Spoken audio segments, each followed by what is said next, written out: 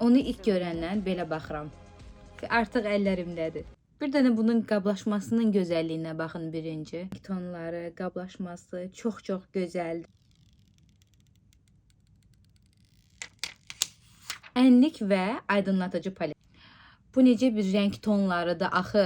Ənliklərin bir çox tonu bir paletdədir. Bunlar artıq yadınızdadır. Tək-tək çıxan kolleksiyalardır. Ənlik kolleksiyası.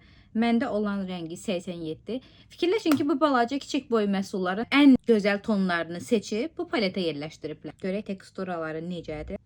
Çox yüngül bir teksturası var. Bu rəng tonu baxın necə bir maraqlı bir rəng tonudur. Biraz daha tünd olanı yoxlayaq. Bir dənə rəng tonunun gözəlliyinə baxın. Bunu daha çox bəyəndim. Biraz parlaq olanlara da baxaq. Görək parlaqlığı necədir. Çox qəşəng parlaqlığı var. Tonuna buradan belə baxmaq olar. Burada biraz daha yay aylarına uyğun bronz bir ton var. Qızıl rəngdə. Bu da çox gözəldir. Bunu ayrıca istifadə edəcəm. Bir dənə baxın. O dəqiqə dəyişdim makyajın tonunu. Biraz daha qızılı tonlarda bir aydınlatıcıdır.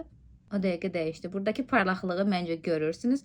Bu isə flash işığında gələn parlaqlıqdır. Bunu mütləq ayrı bir makyajda istifadə edəcəm. Bunların hər biri ayrı bir ənlik deməkdir. Hamısını birləşdiriblər bir yerə. Bir dənə bunu alırsınız. Digərlərinə ehtiyac qalmır. Məncə də digərlərinə ehtiyac olmasın. Bundan sonra məncə də digərlərinə ehtiyac olmasın. Yəni bu necə bir gün? Niyə indiyə qədər yoxlamamışdım deyə hal-hazırda özümü bir sorğuluyuram. Ümumiyyətlə mənə görə Yves Saint Laurent'in bu qablaşması, bu onun məndə olan bronzerinin qablaşmasıdır.